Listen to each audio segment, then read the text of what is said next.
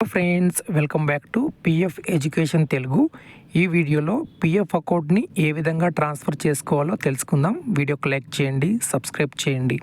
ఇక్కడ నేను పిఎఫ్ అకౌంట్లోకి లాగిన్ అయి ఉన్నాను. లాగిన్ అయిన తర్వాత ముందు ఇక్కడ మనము వ్యూ పైన క్లిక్ చేయాలి. వ్యూ పైన క్లిక్ చేసినట్లయితే ఇక్కడ సర్వీస్ హిస్టరీ మనకు కనిపిస్తుంది. మీరు ఎప్పుడైనా పిఎఫ్ అప్లై చేయాలన్నా, ట్రాన్స్ఫర్ చేయాలన్నా ముందు మీరు మీ యొక్క సర్వీస్ని అయితే చూడాలి. సర్వీస్ హిస్టరీ మీద క్లిక్ చేస్తే ఈ విధంగా ఓపెన్ అవుతుంది. ఇక్కడ వీరు 2 కంపెనీస్లో డ్యూటీ చేశారు.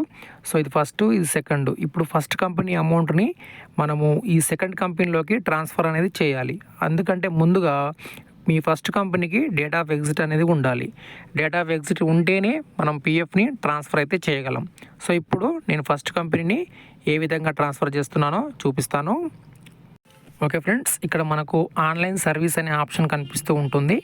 ఆన్లైన్ సర్వీస్ పైన క్లిక్ చేయాలి. క్లిక్ చేసిన తర్వాత ఇక్కడ మనకు one member one account transfer అని కనిపిస్తుంది. ఇక్కడ మనము క్లిక్ చేయాలి. తర్వాత కొంచెం క్రిందికి స్క్రోల్ డౌన్ చేస్తే ఇక్కడ మనకు present employer, previous employer 2 options ఇక్కడ మనకు కనిపిస్తాయి. సో ఇక్కడ మీరు ప్రజెంట్ అయినా ప్రీవియస్ అయినా ఏదైనా ఒకటి తీసుకోవచ్చు. నేను ఇక్కడ ప్రజెంట్ ఎంప్లాయర్ని క్లిక్ చేశాను.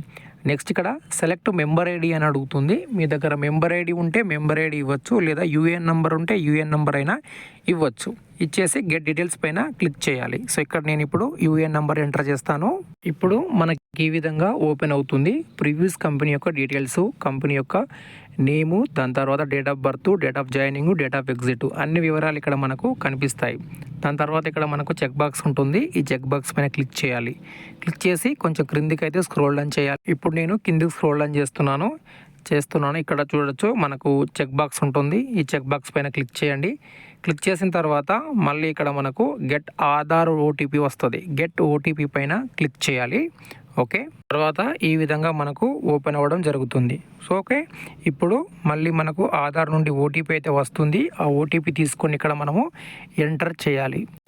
ఓకే ఫ్రెండ్స్, ఇప్పుడు ఓటీపీ ఎంటర్ చేసాము. ఓటీపీ ఎంటర్ చేసిన తర్వాత ఇక్కడ మనకు సబ్మిట్ అనే ఆప్షన్ కనిపిస్తూ ఉంటుంది. ఈ సబ్మిట్ మీద క్లిక్ చేయాలి. ఇప్పుడు మనకు ఆన్లైన్లో పిఎఫ్ ట్రాన్స్ఫర్ రిక్వెస్ట్ అనేది మనము చేసుకున్నాము ప్రజెంట్ ఎంప్లాయర్కు. ఓకే, దీనికి సంబంధించిన స్టేటస్ మనం ఎక్కడ చూస్తాము? ఇక్కడ ఆన్లైన్ సర్వీస్ పైన క్లిక్ చేయాలి. ఇక్కడ మనకు ట్రాక్ క్లెయిమ్ స్టేటస్ ఆప్షన్ కనిపిస్తూ ఉంటుంది. దీని మీద క్లిక్ చేయాలి. ఇప్పుడు మనకి ఈ విధంగా ఓపెన్ అవుతుంది. ఓపెన్ అయిన తర్వాత ఇక్కడ మీరు చూడవచ్చు మీ యొక్క ప్రజెంట్ కంపెనీ ఏంటి, ప్రీవియస్ కంపెనీ ఏంటి, ఇక్కడ మీకు డీటెయిల్స్ అయితే కనిపిస్తాయి. ఇది ప్రజెంట్ కంపెనీ అంటే ప్రీవియస్ కంపెనీ, ప్రీవియస్ నుండి ప్రజెంట్ దానిలోకి పిఎఫ్ అనేది ట్రాన్స్ఫర్ అవుతుంది. ఇప్పుడు పెండింగ్ ఎట్ ప్రజెంట్ ఎంప్లాయర్ అని కనిపిస్తుంది. ఇదేంటంటే మనకు పిఎఫ్ ట్రాన్స్ఫర్ అనేది 2 స్టెప్స్. అంటే మనకు మొదట ఎంప్లాయర్కి అయితే వెళ్తుంది ఫస్ట్ స్టెప్. సెకండ్ స్టెప్ ఏంటంటే పిఎఫ్ ఆఫీస్కి అయితే వెళ్తుంది. పిఎఫ్ ఆఫీస్లో మనకు ఎక్స్పెక్ట్ చేస్తే పిఎఫ్ అనేది ట్రాన్స్ఫర్ అవుతుంది. Thank you.